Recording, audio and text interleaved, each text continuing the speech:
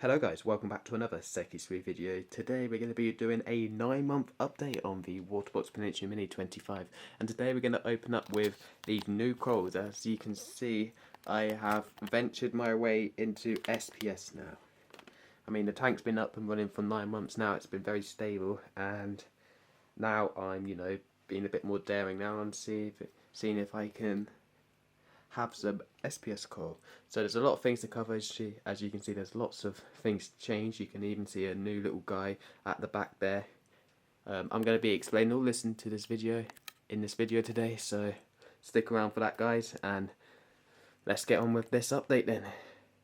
But first, let's put these corals in the tank.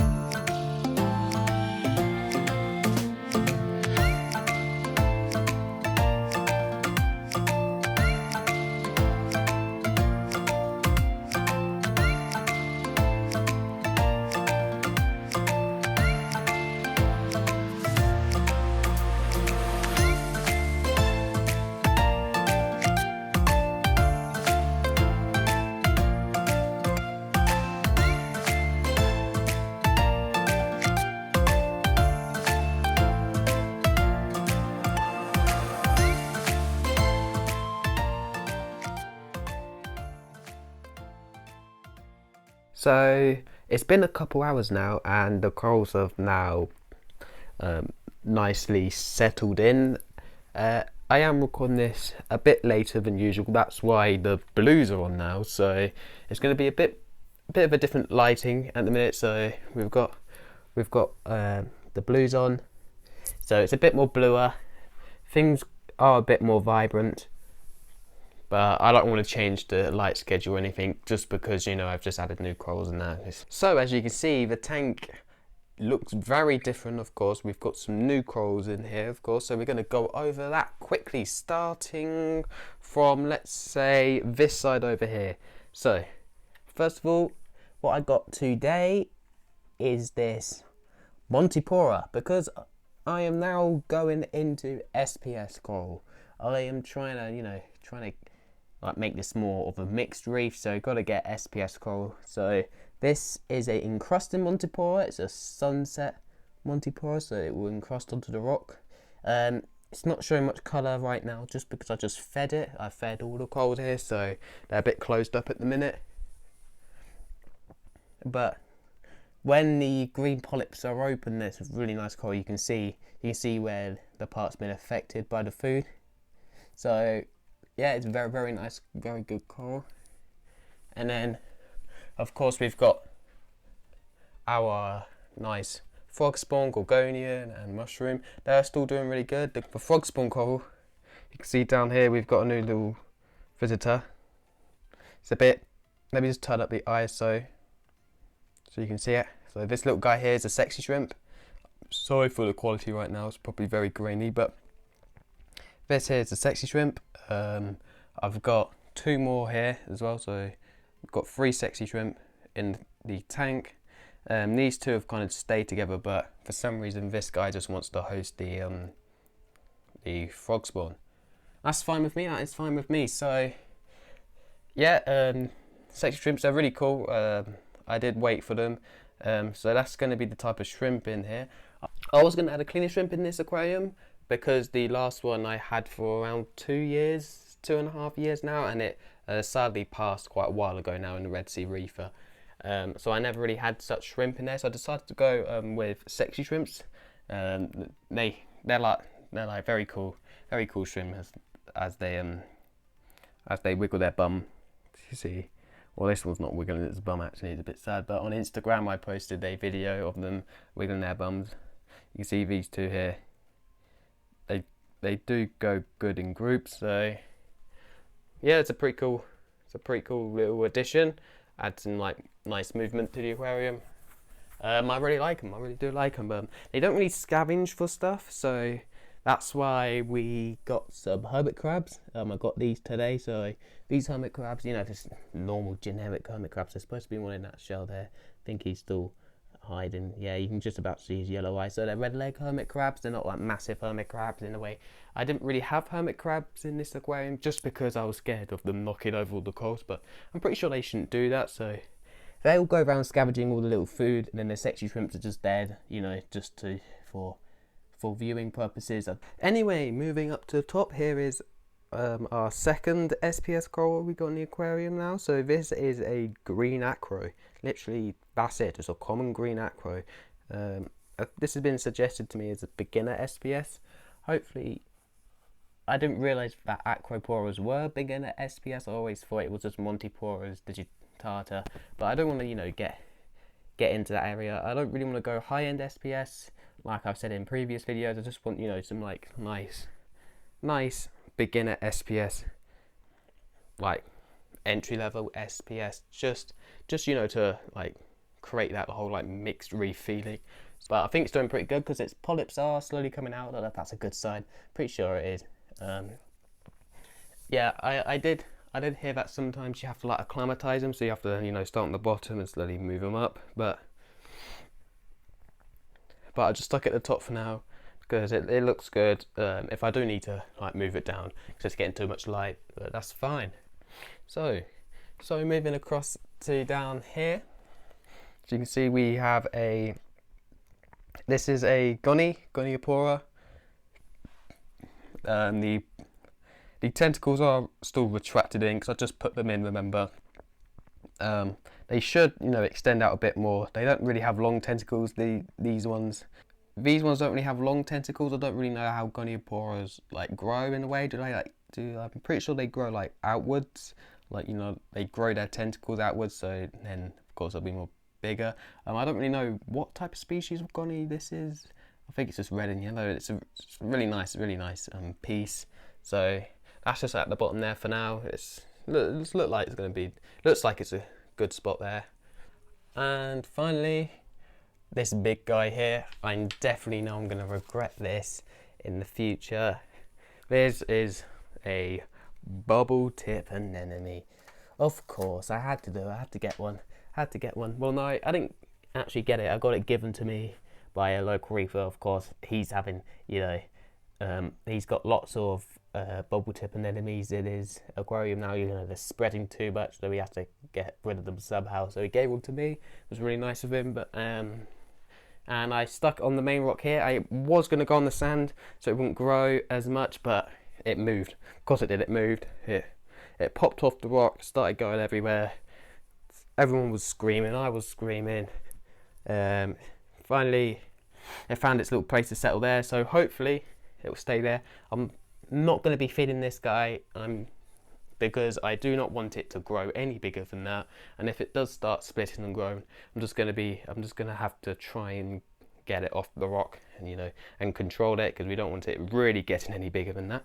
I mean, it's a very nice coral. It's a very good coral. It's very bright, very beautiful, but we don't want it, you know, stinging any of the other corals that might have to go in the future to free up some more space. It depends. Right, so that's basically all the new things in the aquarium, except one more little thing. It's not really a little thing, it's actually a big thing.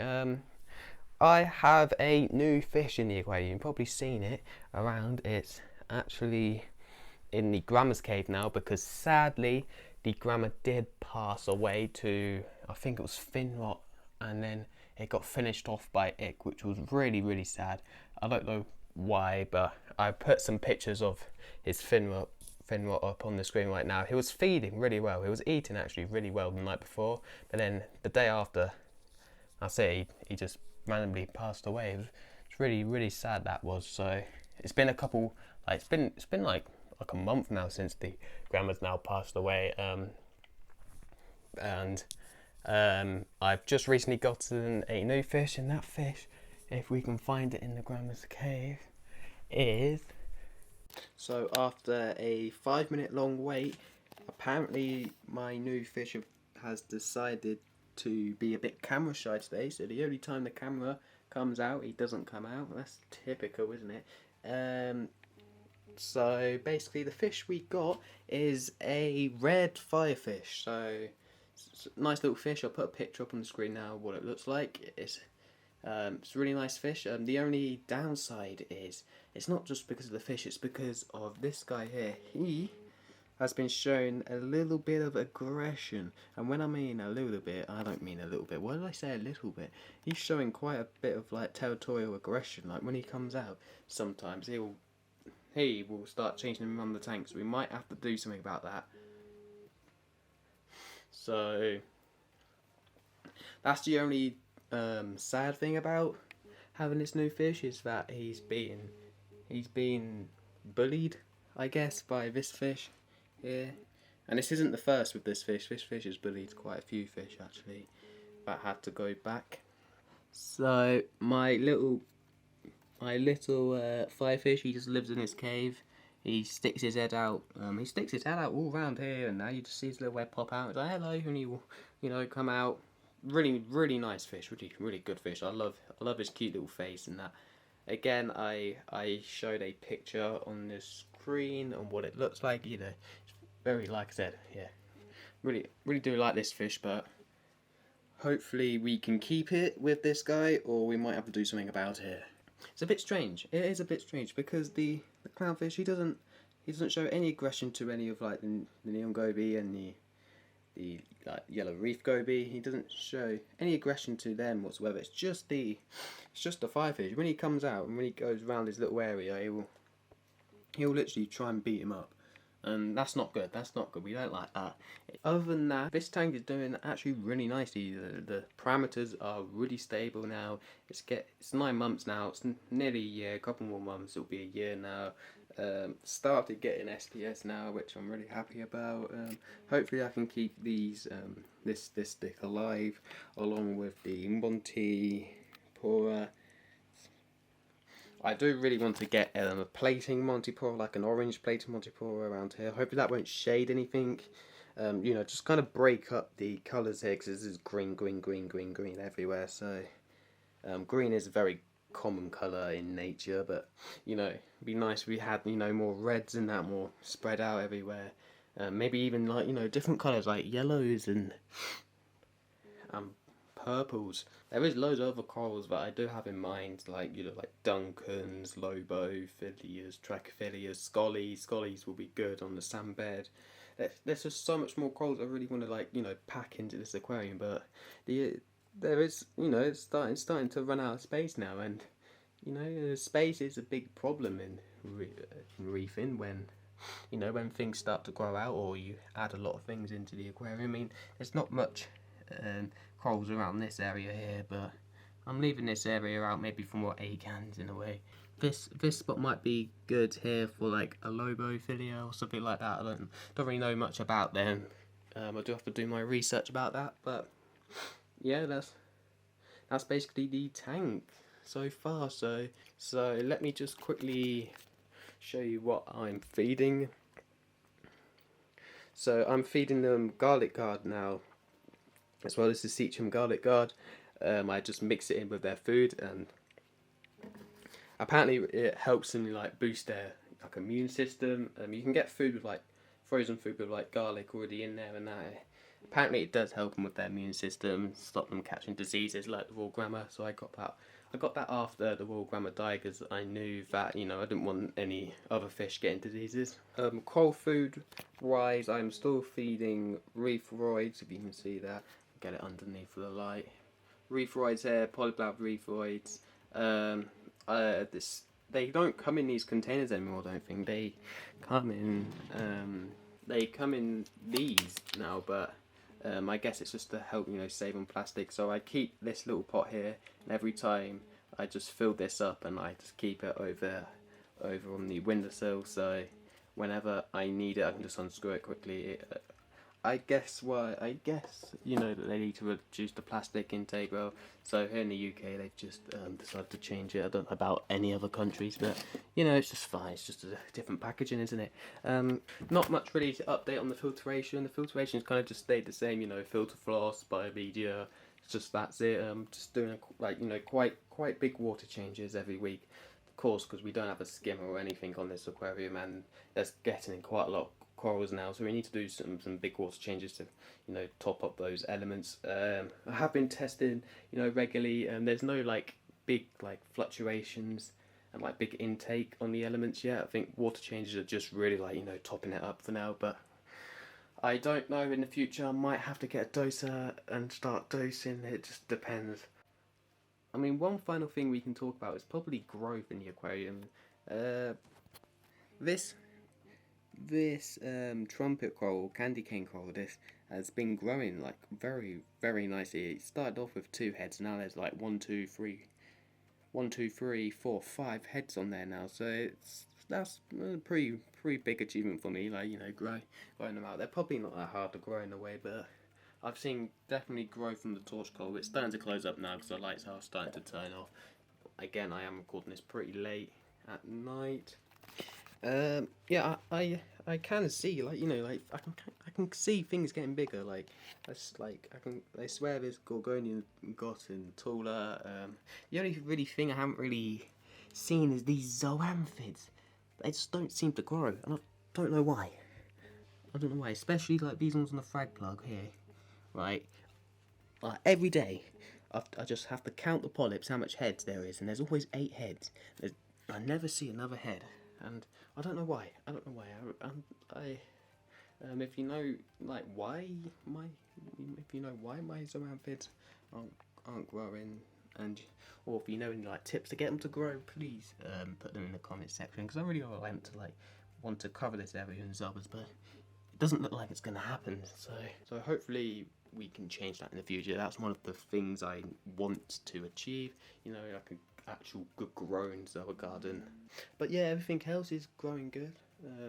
There's loads of snails on the back wall. They just eat all the algae off the back wall. The hermit crabs now, of course, they'll help eat the algae. Of course, let's get a good shot on this hermit crab. Typical. There's a bit of algae in the way. But yeah, that's basically my little nano tank at its 9-month mark. Thank you for watching this video again, guys. If you haven't yet, and you are liking my reef tank videos, consider liking and subscribing. That will really help me. That will really help me grow on YouTube.